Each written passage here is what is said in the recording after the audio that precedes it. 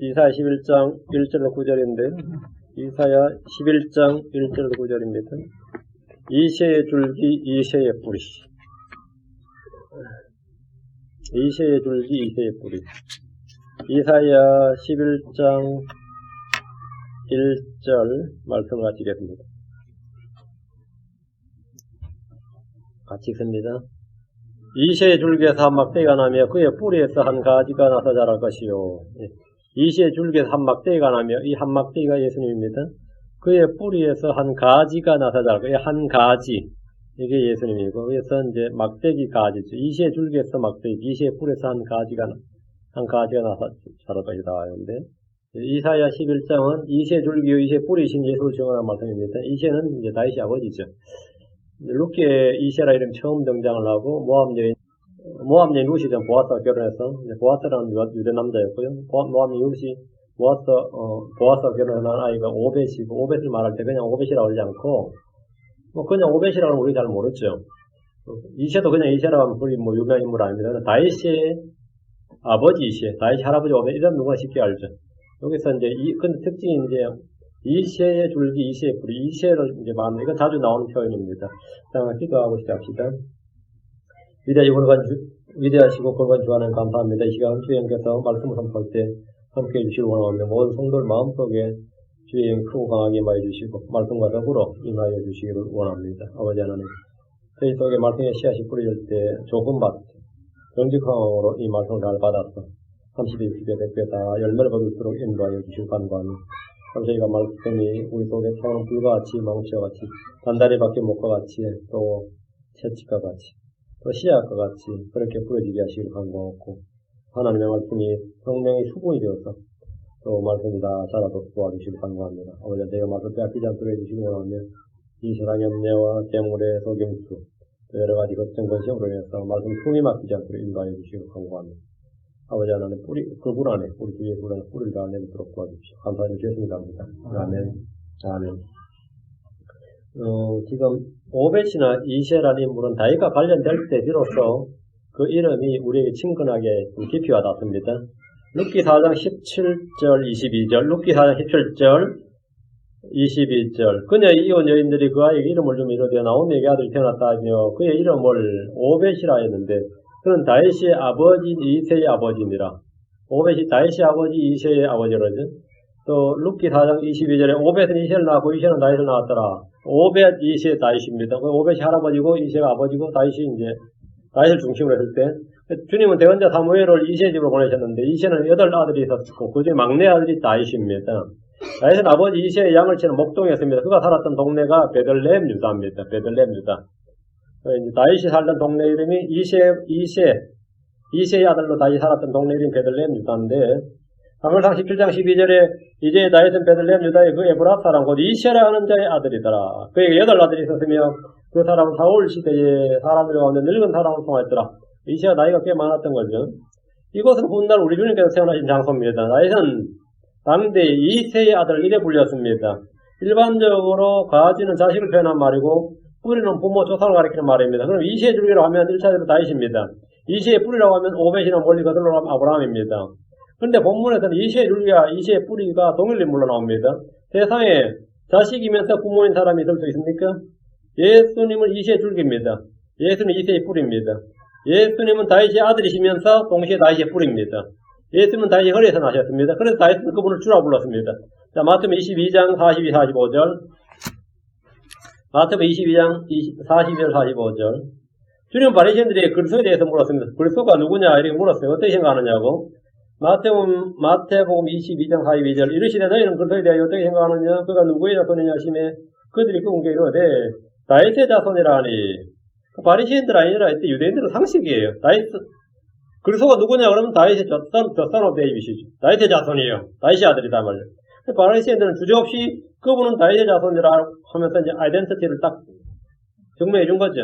유대인들에게 상식에 속하는 진리입니다. 3절 그분께서 그들에게 이르시되 그러면 메시아가 그리스도가 다윗의 아들이면 말이에요. 다윗의 자손이면 그러면 어찌 다윗이 영안에서 그를 주라 부르니 이르되 어찌 다윗이 자기 아들을 주라 불렀느냐 이거예요.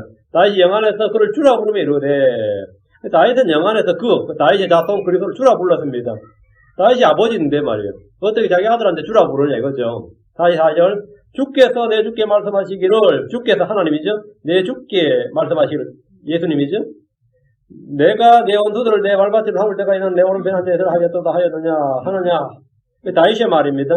앞에 주는 주 하나님이고 다윗이 말한 내 주는 다윗의 자손입니다. 예수님의 질문입니다. 자, 45절 질문이에요. 그러면 지금 여기 인용한 구절이고요. 시편 인용한 것이고, 그러면 다윗이 자손 그리스도를 말이에요. 다윗이 자기 아들을 주라 부를진데 어찌 그가 그의 자손이 되겠느냐? 논리적으로 말이 되느냐 하고 이렇게 질문을 딱 한 거예요. 너희들은 그리스도가 누구냐? 그리스도가 어떻게 생각하느냐니까? 누구의 자손이냐니까? 다윗의 자손이다. 그럴 때. 그럼 왜 다윗은 자기 자손을, 자기 아들을 주라고 불렀느냐 이거예요. 주라 불렀느냐? 어떻게 주라 불러 다윗이 그를 주라 불렀을진데 어찌 그가 그의 자손이 되겠느냐? 그러니까 이게 말이 어떻게 되는 거죠? 좀 황당하죠. 그래, 이 질문에 받으시는데 답을 못했어요. 우리 같으면 답할 수 있겠어요? 그건 신성이고, 이건 육신이고. 두 개죠, 두 개. 이 질문을 받으신 분들은 아무도 너희 답을 못했는데, 그날 이후로 감히 아무도 그분께 질문하지 않았습니다. 여러분 이 질문 답할 수 있습니까? 자, 한번 물어보겠습니다. 이시의 줄기가 어떻게 이시의 뿌리가 될 수 있습니까? 이시의 줄기가 어떻게 이시의 뿌리가 되냐고. 그럼 다윗의 자손이 어떻게 다윗의 뿌리가 됩니까? 예수님은 다윗의 자손이죠. 마태복음 1절에 다윗의 자손으로 딱 나와요. 그런데 계시록에 뭐라 나오죠? 다윗의 뿌리라고 나와요. 그렇죠? 다윗의 뿌리이신 그분에 나온다고. 어떻게 자손이 뿌리가 되냐고. 어떻게 가지가 뿌리가 되냐고. 뭐 논리적으로 태국문학적으로 이거 뭐 상식적으로 말이 안 됐다 그래요. 그분은 하나님께서 사람이 되셨기 때문입니다. 하나님께서 사람이 되셨다. 그럼 말이 됐지.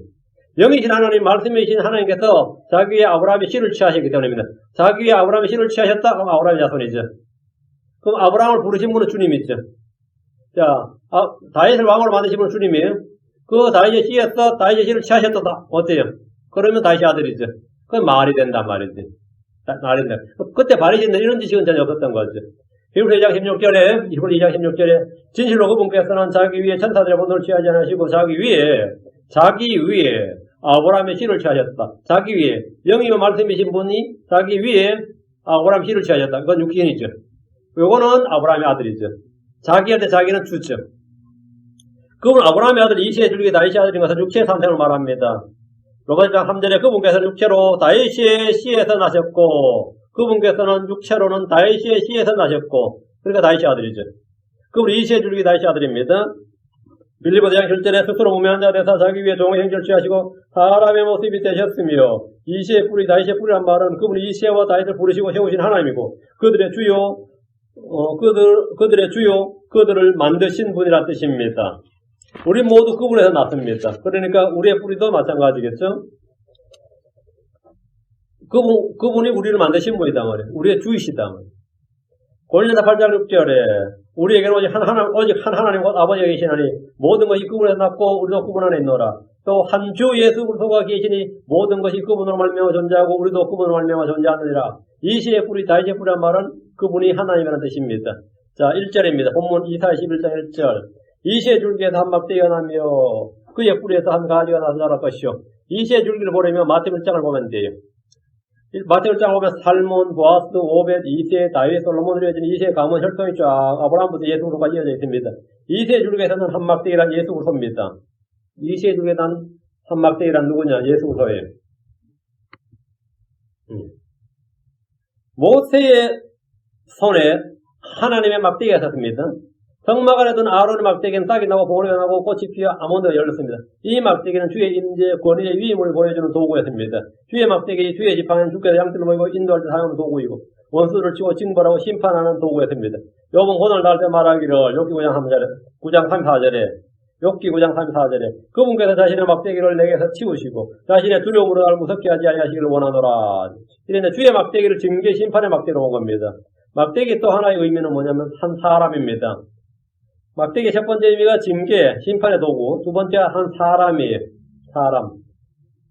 사무엘하 7장 14절에 나는 그의 아버지가 되고 나는 그는 내 아들이 되리니 만약 그가 불법을 행하면 내가 사람들의 막대기와 사람들의 자녀들의 채찍으로 그를 징계하리라. 사람들의 막대기와 이 말은 사람들이 막대기가 된다 이 말이에요. 사람이 막대기라는 거죠. 사람들의 막대기란 말은 사람을 막대기로 사용하시겠다는 겁니다.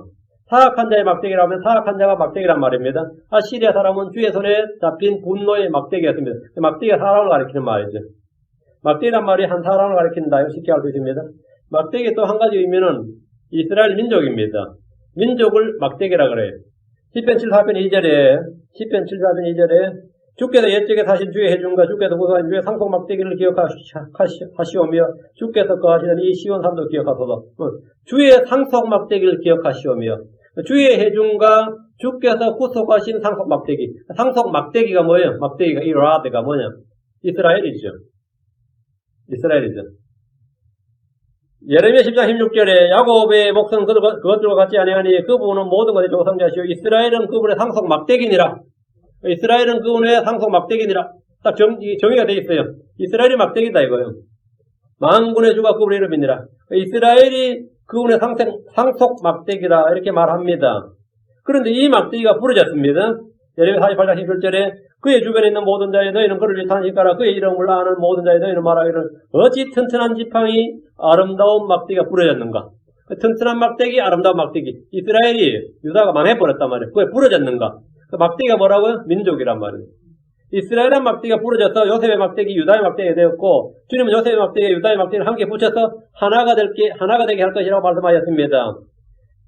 스가랴 11장 7절에 오 양떼에 가련한 자들아 내가 도살을 할 양떼인 너희를 먹이리라. 내가 두 막대기를 내게로 취하여 하나는 아름다움이라 쓰며 다른 하나는 연합이라 하고 그 양떼를 먹였느니라. 두 막대기 요셉과 유다죠. 요셉과 유다. 이스라엘과 남한국 유다. 두 막대기인데 요셉과 유다 지파인데 막대기란 성경적 의미는 한 개인, 한 지파, 민족, 국가를 모두 지칭할 수 있고 이시의 줄기에서 난 막대기는 주의 막대기, 주 예수 그리스도입니다. 이시의 줄기에서 나는 줄기에서 나는 주의 상속 백성, 그 줄기에서 난 막대기는 주의 상속 백성 먹으시고 주의 원수들을 다스리는 능력의 막대기였습니다.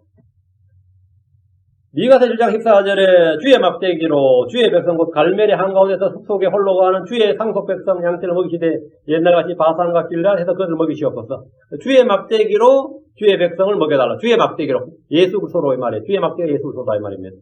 시편 110편 2절에 주께서 시온으로부터 주의 능력의 막대기를 보내시니 주께서 주의 원수들을 한가운데서 다스리소서. 주께서 시온으로부터 주의 능력의 막대기를 보낸다. 능력의 막대기를 보낸다. 예수 그리스도를 보낸다 이 말입니다. 능력의 막대기가 예수님입니다. 그래서 그 보냄 때 주께서는 주의 원수들의 한가운데서 다스리소서. 주님이 철장으로 다스린다. 이 능력의 막대기는 그냥 막대기가 아니라 철장, 아이언라십니다. 아이언라. 철장으로 다스린다. 다시 41장 1절.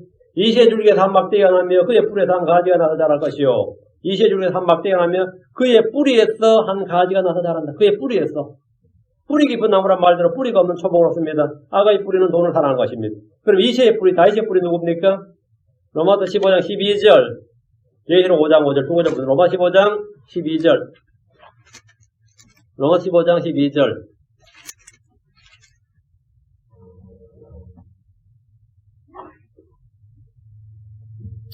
또다시 이사야가 이르되 이새의 뿌리, 여기 언더라인, 이새의 뿌리 곧 이방인들을 통치하게 일어날 자가 있으리니 이방인들이 그를 신뢰하리라 하느니라. 보면 이새의 뿌리 곧 이방인들을 통치하기 위해 일어날 자가 있으리니 이새의 뿌리가 누구죠 그럼? 예수님이죠. 이새의 뿌리는 이방인들을 통치하기 위해서 일어날 자라고 합니다. 그분은 예수 그리스도십니다. 예시록 5장 5절, 예시록 5장 5절. 장로들 중에 한 사람이 내게 이르되 울지 말라. 보라 유다 지파의 사자고 다윗의 뿌리가 이기셨으므로 그 책을 펴며 그것에 7봉을 떼시려 하더라. 여러분 유다 지파의 사자 곧 다윗의 뿌리, 이시의 뿌리, 다윗의 뿌리. 누구의 뿌리든 간에 주님 아브라함의 뿌리죠. 이삭의 뿌리, 야곱의 뿌리, 이시의 뿌리, 다윗의 뿌리. 우리의 뿌리이다 말이에요. 예수님 뿌리예요. 예수님 머리시고 예수님 뿌리시다. 다윗의 뿌리라고 기록된 분은 예수 그리스도입니다. 하나님에서 태어난 한 가지는 주의 가지, 의의 가지, 주의 종 가지, 그 이름이 가지인 사람입니다. 그분은 이시의 줄기에서 난 막대기고 그의 뿌리에서 난 한 가지입니다. 다시 이사야 11장 와서 2절. 주의 영, 곧 지혜와 명철의 영이요, 계략과 능력의 영이요, 지식과 두려움의 영께서 그의 모시며. 여기 우리말 번역이 약간 애매합니다. 뭐 이렇게 곧 해버리면 조금 의미는 맞는데 이 계시가 좀 막혀요. 그 말이 뭐냐면 영어 킹정성을 잠깐 봐야 됩니다. 그리고 또 주의 영께서 그 위에 임하시리라. 콤마. 그 다음에 뭐냐면 지혜의 영과 명철의 영, 또 콤마. 그 다음에 모략의 영, 권능의 영, 다음에 지식의 영, 그리고 주의 영, 세미콜론이죠. 이 영이 그 위에 임하시리라 이 말이에요. 그렇게 하면 그분이 임하시리라는 영이 몇 가지죠? 잘 세봐요. 주의 영과 지혜와 명철의 영이요, 계략과 능력이요, 지식과 이렇게 지금 현재 우리말로가 주의 영에다 이퀄해버리면 뒤에 나오는 모든 게 그냥 주의 영의 성격을 나타내는 설명이 되죠. 종류가 안 되고. 킹정성 정확히 옮기면 제가 읊어드릴게요. 또 주의 영이 그분 위에 오를 것이요, 지혜의 영과 명철의 영, 계략의 영과 능력의 영, 지식의 영과 주의 두려움의 영께서 그러하시리라.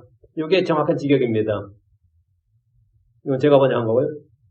이렇게 번역이 됩니다. 이렇게 번역이 돼요. 그럼 그분이 머물게 될 7영이 뭐죠? 주의 영, 지혜의 영, 명철의 영, 계략의 영, 능력의 영, 지식의 영, 주의 두려움의 영. 이렇게 7개 되죠. 세븐이죠. 세븐 프리시죠. 맞아요? 그러니까 이제 예수님께서 누가복음 4:18절에 해당해서 성경 읽으면서 주의 영께서 내게 임하셨으니 이는 그분께서 내게 기름을 부으사라고 하신 대로 이 영이 주께 임한 겁니다. 계시로 나오는, 계시로 봅니다. 계시록 4장 5절. 왜 제가 7개 나누냐면 계시록 4장 5절에 하나님 7영을 여기에 대입해서 해석하는 경우가 있습니다. 계시록 4장 5절에 그 왕자로부터 번개들과 천둥과 음성들이 나고 왕자 앞에는 7등불이 타고 있었는데 오케이? 언더라인. 그것들은 하나님의 7영이라. 하나님의 7영이라 언더라인. 하나님의 7영이니라 했죠. 그 하나님의 7영이 뭐죠? 예, 방금 나왔지. 예.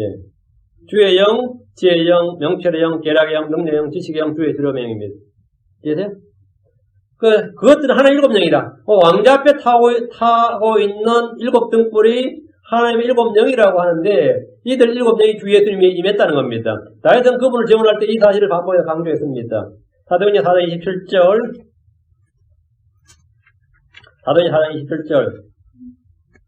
진실로 헤롯과 본디오 빌라도와 이방인들과 이스라엘 백성과 더불어 함께 모여 주께서 기름 부으신 주의 거룩한 아이 예수님을 대적하며, 주께서 기름 부으신 주의 거룩한 아이 예수님, 홀리 차일드죠. 예수님을 대적하며, 주의 기름 부으심을 받은 주의 거룩한 아이, 종이 아닙니다. 주의 거룩한 종이 아니고 주의 거룩한 아이 예수님이란 말은 예언자 이사야가 말한 바 이새의 줄기에서 막대교 이새의 뿔에서 자라는 한 아이란 말입니다. 다음 사도행 10장 38절. 하나님께서 사도행 10장 38절 하나님께서 나사렛 예수님께 성령과 권능으로 기름을 부으시며 그분께서 두루 다니시며 손을 향하시고 마귀의 경물을 모든 사람 고시에서는 이는 하나님께서 그분과 함께 하시기 때문이라. 여러분, 하나님께서 나사렛 예수님께 성령님과 권능으로 기름을 부으셨다. 성령님의 권능으로. 예수님은 주의 영으로 충만하였고 지혜의 영, 명철의 영, 계략과 능력의 영으로 충만하셨습니다. 그분 안에는 지식의 모든 부가 감춰져 있었습니다. 그분은 기도하실 때 강렬한 부르짖음과 눈물로 기도 간구를 들으셨는데, 성경은 뭐냐면 두려움의 영이 뭐냐 이거예요. 기도 5장 7절에 또 친히 두려워하셨으므로 하나님께서 들으셨느니라. 예수님께서 친히 두려워하셨다. 예수님 두려울 게 뭐가 있어요? 예수님께서 친히 두려워하셨으므로 하나님께서 들으셨느니라. 그러니까 주님은, 우리 주 예수님은 지상에서 육신을 사실 때 두려움의 영이 임하신 거예요. 주의 두려움의 영께서 그에 머무시며, 그러니까 주님을 두려워하셨다. 하나님을 두려워하셨다. 이 두려움은 굉장히 중요한 겁니다. 현대 기독교, 현대 크리스천들은 주를 두려워하는 거, 주의 두려움이 무엇인지 잘 모른 채 합니다. 주의 7영 가운데 하나가 뭐죠? 주의 두려움의 영입니다. 주의 두려움의 영이에요. 시편에 말하기를 시편 19편 9절에 주의 두려움은 깨끗하여 영원토록 지속되고 주의 판단들은 진실하고 전적으로 의로우니라. 주의 두려움은 뭐라고요? 깨끗하여 영원토록 지속되고, 주의 두려움은 깨끗하고 영원토록 지속된다. 주의 두려움은 영원 깨끗하고 영원토록 지속된다. 예수님 육체로 가는 동안 주의 두려움 가운데 사셨습니다. 그리고 그 주의 두려움으로 울부짖으셨고 부르짖으셨습니다. 노아는 두려움으로 움직여서 방주를 예배했습니다. 레이는 주를 두려워했기에 주의 언약을 받았습니다. 말라기 2장 5절에 그와 함께한 내 언약은 생명과 합병 언약이었노라. 그가 두려움으로 나를 두려워하며 내 이름 앞에서 무서워하였으므로 내가 그것들을 그에게 주었노라. 하나님을 두려워하고 무서워한 사람 레이였다. 그래, 레이지파. 그래서 레이지파가 제사장 지파가 된 거예요. 응?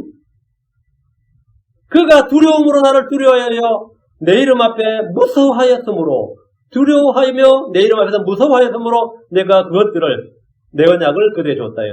생명과 언약을 그들에게 줬다요. 그거노라. 종들은 모든 두려움으로 주인들의 복종해야 됩니다. 성도들은 온유함과 두려움으로 대답하는 것들을 항상 예배해야 됩니다. 우리는 주를 두려워하는 가운데 거룩한 완전히 이루어야 됩니다. 고린도서 7장 1절에 그러므로 극히 사랑하는 자들아 우리가 이 약속들을 가지고 삼죠. 하나님을 두려워하는 가운데 거룩한 완전히 이루어 육과 영의 모든 더러움에서 우리 자신을 깨끗하게 하자. 하나님을 두려워하는 가운데 사람은 주를 두려워하고 악을 피하고 죄를 미워하게 됩니다. 성경이 말하기를 이사야 8장 13절에 만군의 주 그를 거리고 구별하며 그를 너희의 두려움으로 삼고 너희의 무서움으로 삼으라. 만군의 주를 뭐라고요? 예, 두려움으로 삼고 너희의 무서움으로 삼으라. 예. 다시 이사야 11장 3절 그로 하여금 주를 두려워하는 가운데 속히 깨닫게 하시니 그로 하여금 누구죠? 막대기 가지 예수님이죠. 그로 하여금 주를 두려워하는 가운데 속히 깨닫게 하시니 그는 자기 눈에 보이는 대로 판단하지 아니하고 자기 귀에 들리는 대로 책망하지 아니하며 여기서 그는 이시의 줄기에서 난 한 막대기 그의 뿌리에서 난 한 가지로 예수 그리스도입니다. 예수님은 사람이 되신 하나님이십니다. 종이 되신 주이십니다. 육신이 되신 말씀입니다. 가지이면서 뿌리입니다. 사람이면서 하나님이십니다. 또 3절 그로 하여금 주를 두려워하는 가운데 속히 깨닫게 하시니 주를 두려워하는 것은 깨달음의 척경이에요. 주를 두려워하는 것이 지식의 시작이고 지혜의 시작입니다. 그러니까 주를 두려워하지 않으면 시작이 없는 거죠. 주를 두려워하지 않으면 시작이 없는 거예요. 시작이 없으면 중간도 없고 끝도 없는 거죠. 시작이 없는데도 중간이 있고 끝이 있겠어요. 주를 두려워하는 가운데 속히 깨닫게 하리니 이 말씀대로 주의 두려움의 영께서 예수님 위에 임했습니다. 그분은 두려운 가운데 주의 말씀에 순종하셨고 기도하셨습니다. 주를 두려워하는 것과 주를 아는 것은 일치합니다. 주를 알면 알수록 주를 두려워하게 됩니다. 성경 공부의 궁극의 목적이 주를 두려워하는 것이고 그분을 아는 겁니다. 잠언 2장 1절 5절 내 아들아 내가 만일 내 말들을 받으며 내 명령들을 내게 감추어 두기를 원하여 내 귀를 지혜에 기울이고 내 마음을 명철에 쏟으며 참으로 지식을 따라가며 외치고 명철을 드리고 내 목소리를 높이며 은을 구하는 같이 그것을 구하고 감추어진 부하를 찾는 같이 그것을 찾으면 그때에 그렇게 하면 결과가 뭐냐 그때에 주 두려워하는 것을 깨닫고 하나님 아는 것을 발견하리라. 주 두려워하는 것을 깨닫고 하나님 아는 것을 발견하리라. 하나님은 예수님을 이시의 줄기에서 나게 하였습니다. 그리고 그분이 주의 영을 부어주시고 머무르게 하셨습니다. 그리고 그로 하여금 주를 두려워하는 가운데 속히 깨닫게 하셨습니다. 예수님은 하나님의 지혜이십니다. 하나님 계십니다. 다시 이사야 11장 3절 그는 자기 눈에 보이는 대로 판단하지 않고 자기 귀에 들리는 대로 책망하지 않으며 참 이 말을 우리가 늘 기억해야 돼요. 눈에 보이는 대로 귀에 들리는 대로 보이는 게 다 보는 게 아니고 들리는 게 다 듣는 게 아닙니다. 우리가 보는 게 다 우리가 봤다고 다 본 거 아니고 들었다고 다 들은 게 아니에요. 예수님께서 이 땅에서 하지 않으시는 몇 가지가 있습니다. 예수님은 자기 눈에 보이는 대로 판단하지 않습니다. 외모로 사람을 판단하지 않는다는 말입니다. 예수님은 자기 귀에 들리는 대로 책망하지 않습니다. 보이는 것과 들리는 것이 모두 진실이나 진리가 아니기 때문입니다. 그리고 우리가 뭐 들었을 때 한 번 더 텀을 둬야 돼요. 들었다 그냥 즉각 반응하면 안 되고 뭘 하나 봤다고 해서 이 타임 테스트 프로브가 필요합니다. 그냥 봤다고 다 본 게 아니에요. 보이는 것과 들리는 것이 모두 진실이나 진리는 아니다 이 말입니다. 우리 주님께서는 보이는 대로 판단하지 않고 자기에게 들리는 대로 책망하지 않았다잖아요. 요한복음 8장 15절에 너희는 육체를 따라 판단하나 나는 아무도 판단하지 아니하노라. 주님께서 보이는 대로 판단하지 않았다는 말은 뭐죠? 육체를 따라 외모를 따라 판단하지 않았다 이 말입니다. 주님께서 아무도 판단하지 않았다는 것은 육체를 따라 아무도 판단하지 않았다는 말입니다. 예수는 언제나 의로운 판단으로 판단하지 않습니다. 예수는 판단의 공의를 보이시는 분이십니다. 마태복음 12장 18절에 내가 택한 나의 종 내 혼이며 기뻐하는 자 곧 나의 사랑하는 자를 보라. 내가 내 영을 그 위에 두니 그가 이방인들에게 판단의 공의를 보이리라. 뭐라? 주님께서 말씀하신 거예요. 판단의 공의를 보이리라. 예수님은 보이는 대로 눈에 보이는 대로 판단하지 않는다. 다음에 귀에 들리는 대로 책망하지 않는다. 또 주님이 안 하시는 게 있습니다. 예수님은 아무와 다투지 않습니다. 마태복음 12장 19절에 그는 다투지 아니하며 외치지도 아니하리니 아무도 거리에서 그의 목소리를 듣지 못하리라. 다투지 않고 외치지 않는다. 이게 뭐예요? 예수님이 외치지 않는다? 그건 좀 이상하죠. 예수님은 요한복음에 보면 자주 외쳤어 말씀하셨습니다. 외쳐 이런 장면이 꽤 많이 나옵니다. 요한복음 10장 28절, 30절, 44절. 그럼에도 뭐 외쳐 이르되 이런 말 나와요. 그런데 외쳐 이르지 않는다고 하셨습니다. 이는 말씀을 선포할 때 외치지 않는다는 것이 아니라 자기 주장이나 변을 하기 위해서 고함을 지르거나 외치지 않는다는 겁니다. 말씀을 선포할 때는 외쳤어요. 그러나 자기 주장, 자기 뭘 하기 위해서 막 고집 피우기 위해서 외치거나 큰 소리치거나 하지 않았대요. 우린 주의 말씀할 때는 조용조용 말하고 자기 주장할 때는 막 큰 소리 치면서 말 안 듣지 하고 막 몇 번 말해 알겠냐 그러고 뭐 그때 고함을 지르고 난리가 났죠. 안 그래요? 주님은 외치지 않는다 이제. 외치지 않았다. 어떤 형제가 집은 좀 멀리고 직장이 어디 있어서 어느 집에 남의 집에 방을 하나 2층 다락방 하나 얻어 살았어요. 근데 내가 거기 살만하세요? 안 불편하세요? 이렇게 물었더니만 자기가 너무 놀랐대. 그 집에서는 큰 소리가 안 나냐고 그래. 자기가 몇 달을 집 살았는데 그 집에서는 큰 소리가 한 번도 안 들리더래. 난 그게 별로 놀랍지 않거든. 안 놀랐는데 그 사람 굉장히 충격이었나 봐. 자기 집은 내가 시끄럽다 이거죠.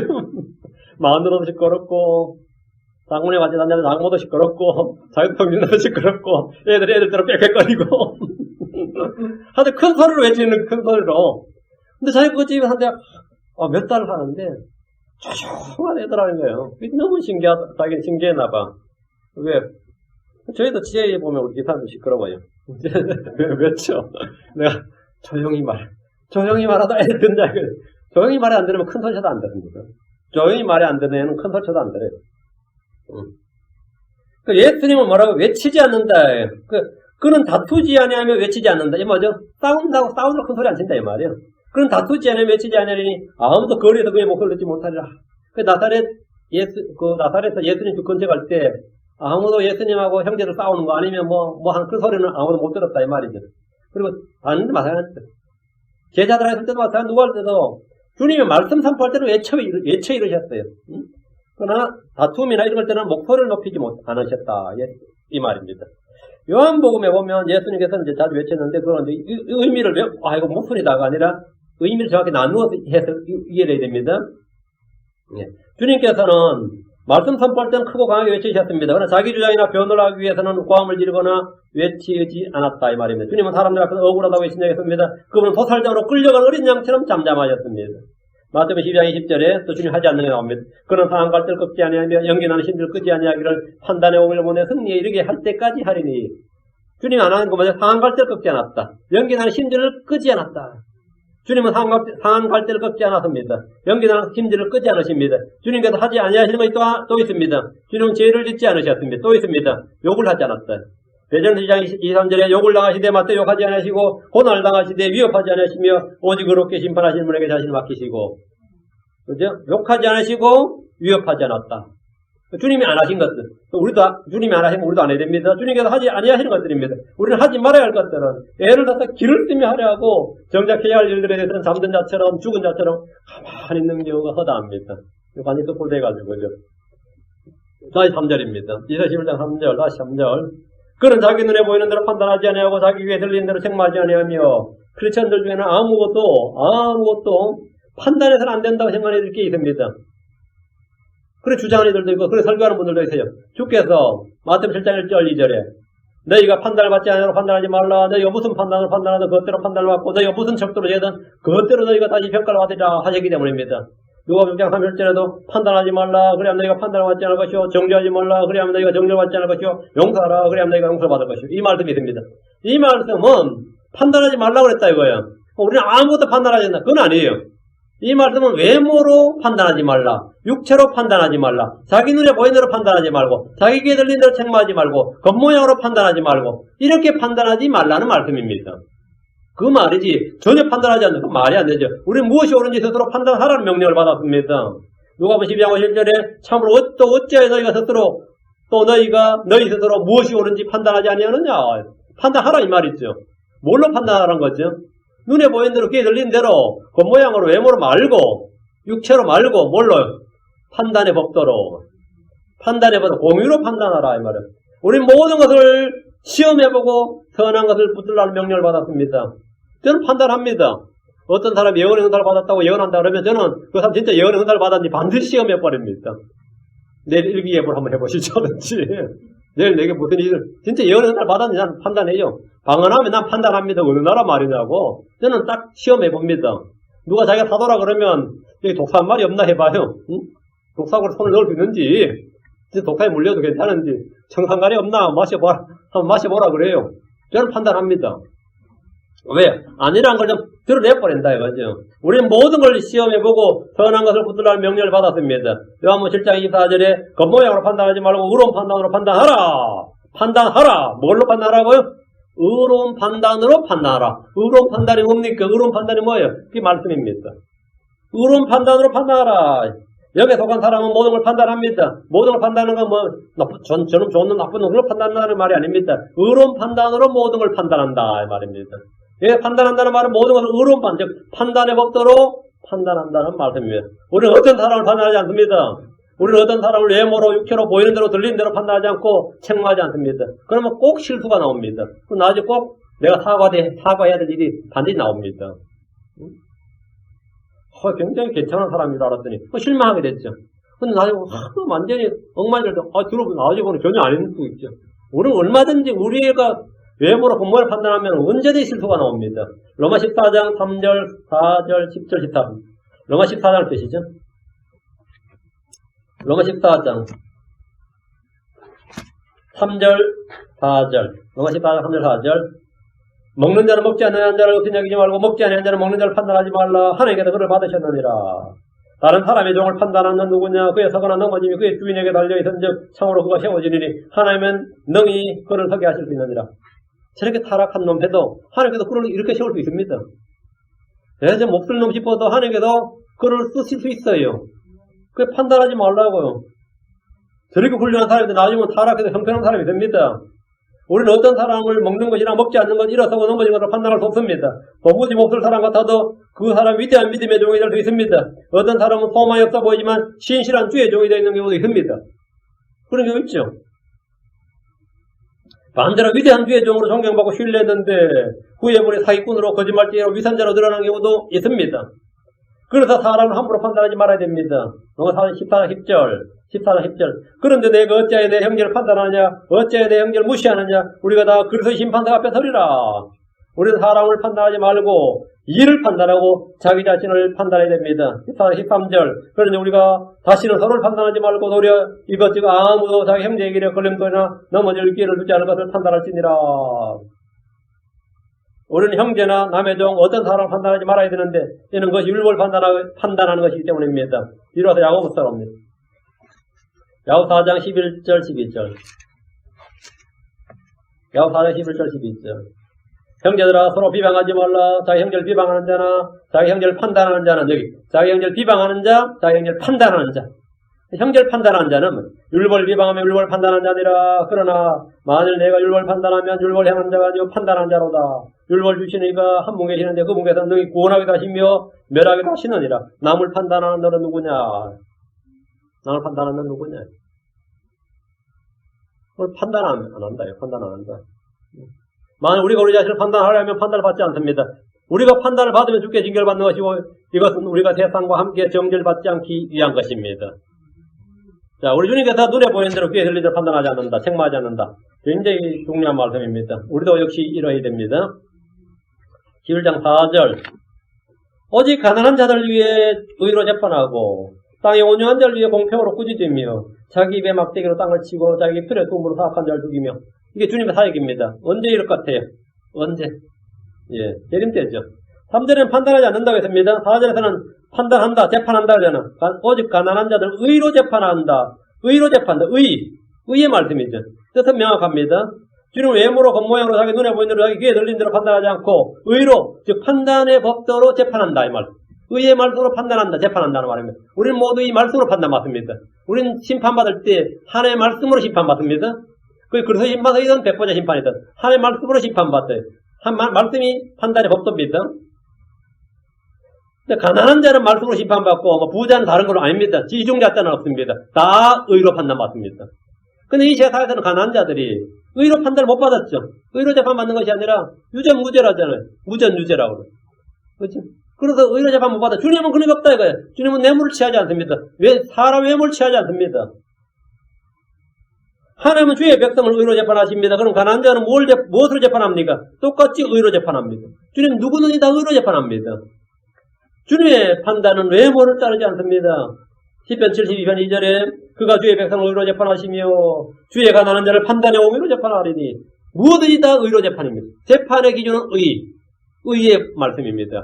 주님은 의로운 자나 사악한 자나 부자나 가난한 자나 남자나 여자나 이방이나 유대인이나 누구나 다 의로 재판하십니다. 주님의 기준은 언제나 하나입니다. 주님은 재판을 굳게 하지 않습니다. 다시 4절 땅의 온유한 자를 위해 공평으로 꾸짖으며 땅의 온유한 자를 위해 공평으로 꾸짖으며 땅의 온유한 자를 꾸짖으시는 것이 아니라 온유한 자들을 위해 누군가를 꾸짖으신다 이 말입니다. 온유한 자를 꾸짖으면 안 됐죠. 온유한 자를 위해 공평으로 꾸짖으며 온유한 자들을 위해 누군가를 꾸짖으신다 이 말이죠. 온유한 자는 복이 있습니다. 온유한 자는 땅을 사먹고 왔습니다. 주님은 온유한 자를 구원으로 아름답게 하십니다. 주님은 마음이 온유하신 분입니다. 온유는 성령의 열매입니다. 성도들은 온유의 영으로 답변하고 온유를 보이며 온유함으로 선한 생활에서 나오는 자신의 행위를 보여야 됩니다. 땅의 온유한 자란 이 땅의 성도들을 말합니다. 우리는 믿는 자고 온유한 자예요. 우리는 이기는 자고 우리가 성경에서 말하는 성도들 말이에요. 구원받은 자는 여러 가지로 불리는데 그 중에 하나가 뭐냐면 땅의 온유한 자. 땅의 온유한 자는 이 땅의 성도들을 말합니다. 꾸짖는다는 것은 대적들을 꾸짖는다는 말씀입니다. 성령께서는 죄에 대하여 의에 대하여 심판에 대하여 세상을 꾸짖으시리라. 주님께서 꾸짖으신다. 누굴 위해서요? 땅의 온유한 자를 위해서. 주님은 마귀를 꾸짖으십니다. 죄인들을 꾸짖으시고 사악한 민족을 꾸짖으십니다. 심판하신다 이 말이에요. 다시 4절 자기 입에 막대기로 땅을 치고 자기 입술에 숨으로 사악한 죽이며 주님의 무기가 뭐죠? 입에 막대기, 입술에 숨이죠. 입에 막대기. 주님의 입에서 뭐가 나오는데 그게 입에 막대기예요. 자기 입술에 숨으로 사악한 자를 죽인다. 자기 입에 막대기란 말은 주의 입에 나오는 말씀입니다. 이 막대기는 그냥 지게작대기가 아니에요. 그냥 막대기가 아니에요. 쇠막대기입니다. 철장입니다. 아이언화십니다. 소림대 주님은 세상을 구원하러 오셨습니다. 재림대 주님은 철장으로 부수고 산산조각 내십니다. 시편 2편 9절에 내가 그들을 철장으로 부수고 토기장의 그릇같이 산산조각 부수리라 하셨도다. 예시록 2장 21절에 그가 철장으로 그들을 다스리며 토기장의 그릇같이 부숴 산산조각 내리라. 이것은 곧 내가 내 아버지에서 받은 것과 같으니라. 주의 입에서 나오는 막대기 이게. 주의 입에서는 칼도 나옵니다. 예시록 19장 15절에 그분의 입에서 예리한 검이 나오는데 그분께서는 그 검으로 민족들을 치시고 또 철장으로 그들을 다스리시리라. 또 그분께서는 전능자 하나님의 명렬한 진노의 포도즙틀을 밟으시며 입에서 뭐가 나온다고요? 네, 검으로 예리한 검이 나오는데 그러니까 주의 말씀이 입에서 나오잖아요. 그 주의 말씀은 어떤 사람은 검이 되고 어떤 사람은 철장이 되고 어떤 사람은 불이 됩니다. 그게 그 입에 나온 게 그러니까 주의 입에 나온 것은 하나님의 말씀인 것은 모든 사람의 모든 것이 돼요. 어떤 사람은 그 생수가 됩니다. 어떤 사람은 그 빵이 되고 어떤 사람은 그 젖이 됩니다. 어떤 사람은 그 방패가 되고 어떤 사람은 그 칼이 됩니다. 이 말씀이야. 어떤 사람은 그 불이 돼요. 어떤 사람은 그 망치가 됩니다. 하나님의 말씀은 하나님 자신이 그러하듯이 모든 것 아래서 모든 것이 됩니다. 모든 것 아래서 모든 것이다. 그러니까 그 입에 나오는 막대기 그게 뭐냐? 말씀이죠. 당연히 말씀이죠. 주의 입에서 나오는 칼은 성령의 검 곧 하나님의 말씀입니다. 계시록 19장 21절에 그 남은 자들은 말타신 분의 칼 곧 그분의 입에 나온 칼로 죽임을 당하니 모든 날짐승이 그들의 칼로 배를 채우더라. 그분의 입에서 나오는 칼, 그분의 입에는 예리한 칼이 나오는데 하나님 예리한 검이 나오는데 자기 입의 막대기로 다 하나예요. 말씀이 그 때에 따라서 때 막대기도 되고 칼도 되고 오케이. 자기 입술에 숨으로 사악한 자를 죽이며 입술에 숨이란 게 뭐야? 영이죠. 숨이란 말은 영이에요. 말씀은 영이고 생명입니다. 주께서 주의 입에서 나오는 입술에 숨으로 사악한 자를 죽이십니다. 입술에 숨이란 주의 성령을 말합니다. 숨, 호흡, 바람은 성령을 가리키는 말입니다. 성경기록으로 하나님 영감으로 주어졌다고 할 때 영감이란 말이 숨이 불어넣어졌다. 그 인스피레이션이라 하잖아요. 영감이죠. 인스파이럴. 우리가 숨이 나갔다가 뭐죠? 익스프레이션 데이라면 뭐죠? 만기일이 끝났다고 익스프레이션 데이 싫어하죠? 여러분이 뭐 음식물 할 때 항상 그거 확인할 겁니다. 익스파이럴다. 숨이 나갔다 죽었다 이 말이야. 이거는 더 못 먹는다면. 성경은 인스파이럴 룰, 그 인스피레이션으로 주어진 말씀 이 단어는 유효기간이 없으면 익스파이럴드가 없으면 익스프레이션 데이시 없어요. 이건 영원한 말씀입니다. 익스프레이션 데이시 있으면 아이고 아깝다 이러겠지. 익스프레이션 데이시 없습니다. 익스프레션 데이시 없어요. 여러 뭐 운전면허증도 뭐 여권도 뭐 여러 가설은 다 익스프레션 데이시 있습니다. 그렇죠. 익스프레션 데이시 있는데 하나의 말씀은 inspired, inspiration이 익스프레션이 없다 이 말이에요. 이게 주의 자기 입술의 숨으로 이 하나의 말씀이 주어진 거죠. 주께서 흙으로 사람을 지으시고 그 속에 숨을 불어넣었어요. 그럴 때 뭐가 되죠? 리빙 소울이 됐습니다. 성경 기록에도 주의 숨이 있습니다. 주께서 이 말씀에 자기 숨을 불어넣으셨어요. 살아있는 리빙 룰지가 된 겁니다.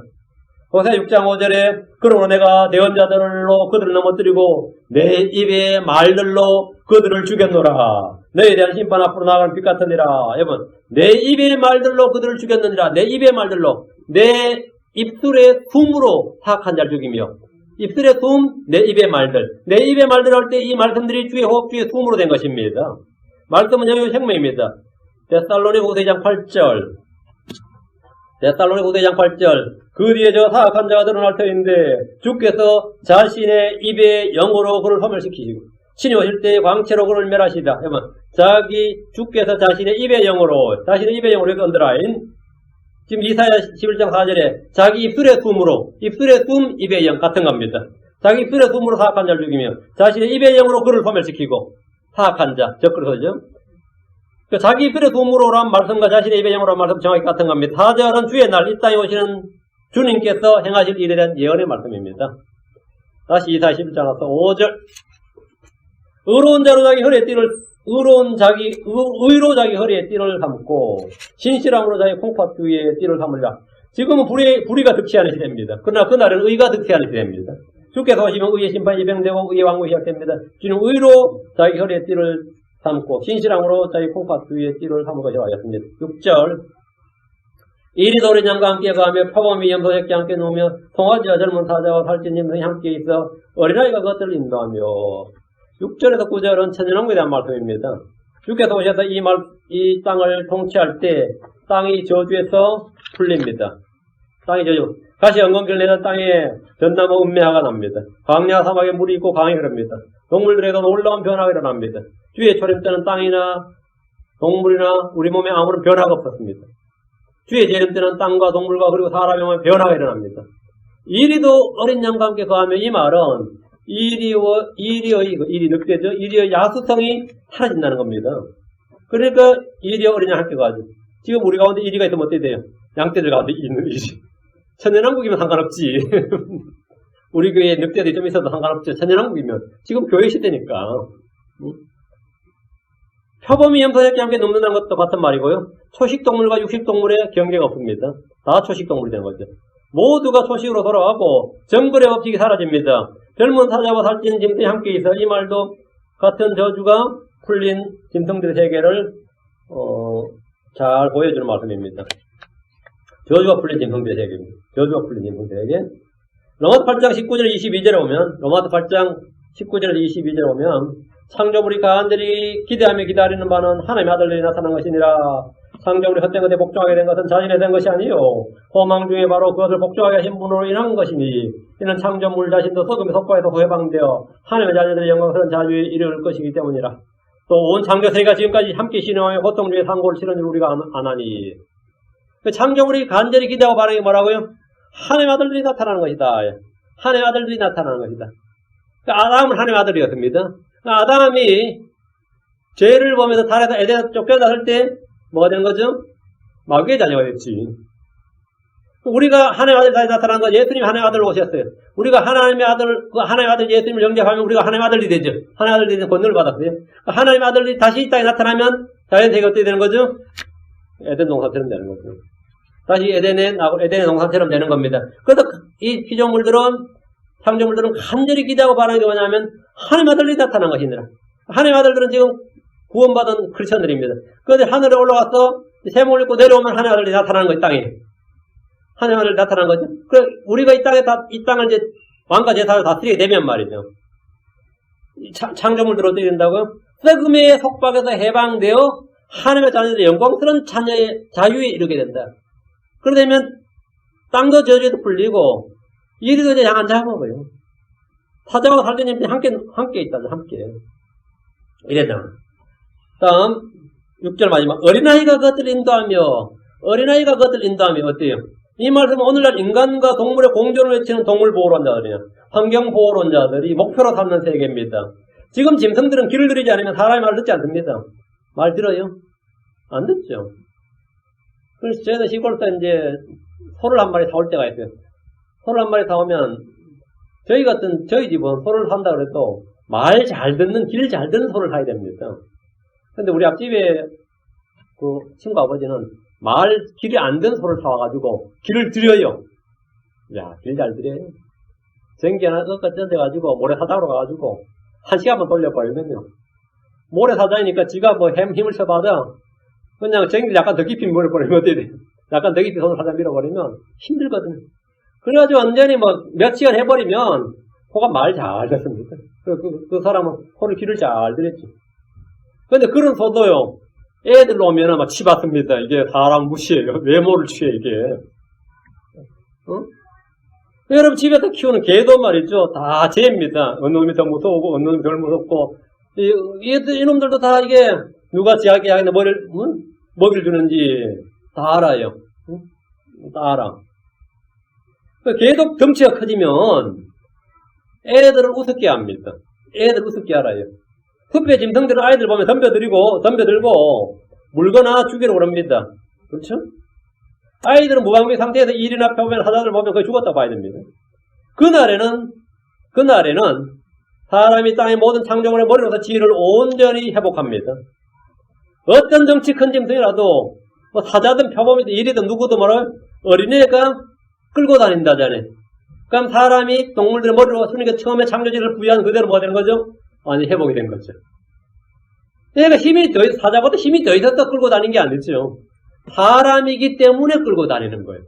그래서 사자는, 표범은, 곰은, 얘가 사람이기 때문에 순종하는 거예요. 왜? 하나님의 아들이 나타날 때는 사람이 뭐가 된다고요? 예, 머리가 되는 거예요. 지금은 짐승들이 사람의 순종 잘 안 하잖아요. 그래서 사람이 짐승 길들려면 뭘로 길들이냐면 하나입니다. 돌고래 씌워할 때 돌고래 뭘 길들 같아요? 먹는 겁니다. 먹이로. 전부 먹이로. 그리고 말 안 들으면 굶기고 아니면 먹고 보상을 주고 개 길들일 때 마찬가지로 다 먹는 거예요. 배가 신이야. 근데 이 사람, 육신적인 사람도 배가 신이야. 먹는 걸 좋아해야 일하고 그럼 또 그 사람은 일줄이고 빵을 빼앗고 그런 거죠. 어떤 덩치건 짐승이라도 어린애의 손에 끌리고 순종한다. 창조질서의 완전한 회복이 바로 이 한 줄에 있습니다. 어린아이가 그것을 인도하며. 그것은 창조질서의 완전한 회복을 말합니다. 7절 암소와 곰이 함께 먹으며 그것들의 새끼들이 함께 누우며 사자가 소처럼 풀을 먹으며. 암소와 곰이 함께 먹고 그것들의 새끼들이 함께 눕는다고 합니다. 암소는 가축입니다. 곰은 야생짐승입니다. 그런데 그날은 뭐라고? 함께 눕는다. 무슨 말이에요, 그러면? 함께 눕는다. 그럼 두 가지가 같아요? 둘 다 풀을 먹고 둘 다 숲에서 살 수 있고 둘 다 가축으로 사용할 수 있다 이 말입니다. 둘 다 가축으로. 그러니까 암소와 곰이 함께 먹으면 암소한테만 멍에 씌울 거 없지 곰한테도 멍에 씌우면 어떻겠어요? 일 더 잘하겠지. 응? 암소와 곰이 함께 먹는다. 그것들의 새끼들이 함께 누우며 사자가 소처럼 풀을 먹으며 둘 다 풀을 먹고 둘 다 숲에서 살 수 있고 둘 다 가축으로 사용할 수 있고 둘 다 야생에서 살 수 있고 상관없습니다. 사자가 소처럼 풀을 먹으며 짐승들끼리 먹고 먹기는 먹이 사슬이 해제되었습니다. 아담의 죄로 인해 땅에 내린 저주가 완전히 풀렸습니다. 사자가 소처럼 풀을 먹으면 그거 어디서 먹냐고요, 그죠? 애완용으로 쓰나? 그걸 쓸모는 없을 것 같은데, 그죠? 자, 8절. 젖먹는 아이가 독사의 구멍에서 놀며 젖된 아이가 독사의 굴에 손을 넣을 것이로되 뱀들이 사람 물지 않는다는 말입니다. 뱀의 독성도 제거됩니다. 그때는 아무도 개 조심, 뱀 조심 이런 말 필요 없습니다. 여기 정글 가도 여기 뭐 악어 조심 안 떠나도 된다 이 말이에요. 응? 그렇죠? 어디 가도 개 조심, 비외롭도 이거 표지 없어도 돼요. 예. 어떤 개도, 어떤 불독도 말이죠. 어떤 개도 아이를 물거나 하지 않는다 이거예요. 짐승에게 해를 당하는 사람이 전혀 없는 시대입니다. 천연왕국 인류가 꿈꿔온 어떤 세상보다 더 나은 세상, 생각과 상상을 넘는 그런 세상입니다. 의와 화평이 있고 안식이 있는 곳입니다. 땅도 짐승도 모두 변하는 그때 변하지 않는 것이 있다면 뭐냐? 육신의 성품입니다. 그 땅에 사는 육신의 사람들은 이 착각을 하죠. 자기 변한 줄로 아는데 거의 천년을 살다 보니까 변한 줄 알았는데, 그래도 변하지 않는 게 육신의 성품입니다. 9절입니다. 그것들이 내 거룩한 삶 모든 곳에서 상하게 하거나 멸하지 아니하는데 이는 물들이 바다를 넘는 것과 지주를 아는 지식이 땅에 충만한 것이기 때문이라. 그것들 짐승들을 말합니다. 내 거룩한 산이라 예루살렘을 말합니다. 주께서 계시는 그 거룩한 도시입니다. 아무도 상하게 하거나 멸하지 않습니다. 세상이 어떻게 된, 세상이 이렇게 된 이유가 뭡니까? 이는 물들이 바다를 넘는 것과 지주를 아는 지식이 땅에 충만할 것이기 때문이라. 충만할 것이기 때문이라. 이것이 이유입니다. 주를 아는 지식이 땅에 충만하면 땅도 변하고 짐승도 변하고 사람도 다 변한다 이거지. 이때는 방언도 거치고 대언도 거치고 지식도 거칩니다. 고린도서 13장 8절 10절입니다. 고린도서 13장 8절 10절. 이게 무슨 말인고 하니 저희 교회에서는 이미 여러 번 설명했으니까요. 고린도서 13장 8절 10절. 사랑은 결코 없어지지 아니하되 대언은 있다 해도 없어질 것이요 단어들도 있다 해도 그칠 것이며 지식도 있다 해도 사라지리라. 우리가 부분적으로 알고 부분적으로 대언하나 완전한 것이 오면 그때는 부분적인 것이 없어지리라. 대언은 있다 해도 없어질 것이요. 천년왕국 때 더 이상 대언이 없다요. 대언은 없다요. 누가 예언한다 그러면 그건 완전히 헛소리예요. 타언어들도 있다 해도 그칠 것이며 인류는 한 언어가 됩니다. 그 타언어는 있을 수 없습니다. 타언어란 것은 외국어예요. 그 타언어들도 있다 해도 그칠 것이며 그 타언어는 천상의 언어라 천사의 언어가 아닙니다. 천상의 언어라 천사의 언어라면 없어질 수 없어요. 오히려 그때 더 성행해야지. 그칠 것이다 했잖아요. 타언어는 영의 언어가 아닙니다. 신비 언어 아니에요. 외국어예요, 그냥. 타언어가 영의 언어라면 언어들이 되면 못 되죠. 다 언어 하나가 되지. 타언어들 했다는 말은 뭐죠? 여러 민족의 여러 언어란 말입니다. 타언어들도 있다 해도 그칠 것이면 언제 그날에는 그친다고. 주님께서 순수한 언어를 돌려주기 때문입니다. 바벨 이전 시대가 되는 거죠. 지식도 있다 해도 사라지라. 이게 뭔가 지식도 있다 해도 사라지리라. 응? 지식도 있다 해도 사라지라. 우리가 부분적으로 알고 부분적으로 대언하는 완전한 것이 오면 그때는 부분적인 것이 없어지리라. 이때는 주를 아는 지식이 온 땅에 충만하기 때문에 우리가 부분적으로 알던 지식이 다 사라진다 이 말이에요. 주의 영광을 아는 지식이 가득하게 됩니다. 하박국 2장 14절. 물들이 바다를 넘는 것 같이 주의 영광을 아는 지식이 땅에 가득하로다. 물들이 바다를 넘는 것 같이 주의 영광을 아는 지식이 땅에 가득하다. 본문에서는 주를 아는 지식이 땅에 충만할 것이다. 그때 이 땅은 어떤 세상이 펼쳐질까 한번 생각해 보십시오. 그날에는 모두가 주를 압니다. 아무도 주를 알라고 말하지 않아도 됩니다. 전도지를 놀라지 않아도 됩니다. 거리 설교를 하지 않아도 됩니다.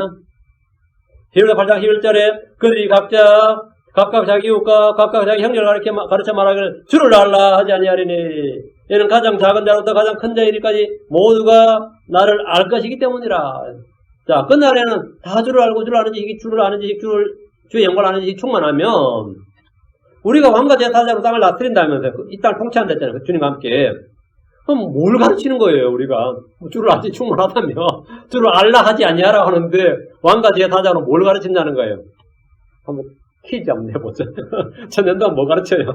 장기터? 뭐예요? 전쟁도 안 하고. 우리는 왕과 제사장으로 그분과 함께 이 땅을 통치한다 했어요. 그때 우리는 이 땅에서 하늘의 생활 방식을 가르칠 겁니다. 우리는 하늘에서 내려온 자입니다. 우리는 땅에 사는 사람은 하늘을 몰라요. 우리는 하늘과 땅을 다 압니다. 왜? 하늘에서 주와 함께 있다 왔단 말이죠. 우리는 하늘에서 내려왔기 때문입니다. 그때 우리는 새하늘과 새 땅에서 가르칠 겁니다. 천년을 끝난 다음에 뭐가 있죠? 새하늘과 새 땅이에요. 그 사이가 뭐가 있죠? 백보제 심판했대요. 너희들은 새하늘과 새 땅에 가기 위해서는 구원을 가르쳐야 된다. 새하늘과 새 땅에 가기 위해서는 뭐라고요? 천년하고 끝날 때 뭐 해야 된다? 사탄에게 속아서 넘어가면 안 된다 이거예요. 그 천년 넘어면 한다고? 의를 행해야 된다고. 천년왕국의 백성들은 천년의 삶이 전부가 아닙니다. 그들 역시 구원을 필요로 합니다. 영원세계에 있단 말이에요. 천년왕국에서 구원은 천년을 끝나고 영원세계로 들어가는 게 구원입니다. 우리는 이미 구원을 받아서 영원세계가 자동이 그냥이고 우리는 하늘의 생활 방식을 알고 태안을 알고 새 땅을 알고 새 예루살렘을 압니다. 우리 새 예루살렘 우리가 살 도시입니다. 천년왕국의 백성들은 영원세계로 들어가야 된다. 영원세계로. 영원세계에서 주를 섬기게 되려면 그럼 어떻게 되냐? 천년의 삶이 전부가 아니다. 그들 역시 구원을 필요하다. 우리는 왕과 제사장으로서 그들 다스리며 이 진리를 가르치게 될 겁니다. 천년왕국에서 구원받는다는 것은 영원세계로 들어가게 하는 걸 말합니다. 여러분 그때도 일할 것이 많습니다. 우리는 그때 왕과 제사장으로서 그런 사역을 맡게 될 겁니다. 영광스러운 직분이죠. 이거는 엄청난 영광스러운 직분이지. 영광스러운 일이죠.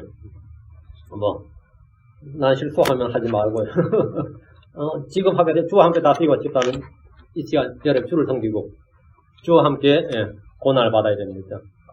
그래서 주님부터 유업 상속을 받아야 됩니다.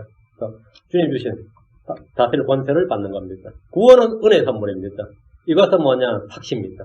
보상이에요. 유업의 상속 보상입니다. 우리가 이 땅에서 주를 섬기고 주를 알고 이 일을 한 것은 그날에 그 일을 하기 위해서입니다. 우리는 영혼의 세계에서 이 땅에서 7, 80년이죠. 오래 살아요. 뭐 그 위에 산다고 그래봐야 사는 게 사는 것도 아닙니다.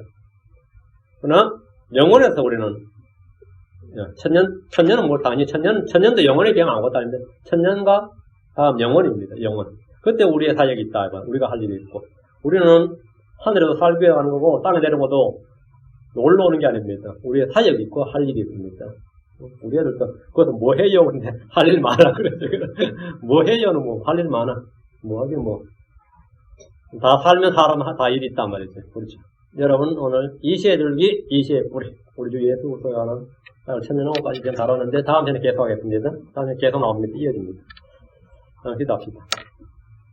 주 안에 감사합니다. 함께 하시고 도와주시고 은혜 풀어주시고 오늘 또 선포한 말씀이 성도들 마음 가운데 믿음과 잘 대답하게 해주시고 저희가 끊임없이 우리 주님을 추구하게 하시고 주를 아는 일이 더 자라나게 해주십시오.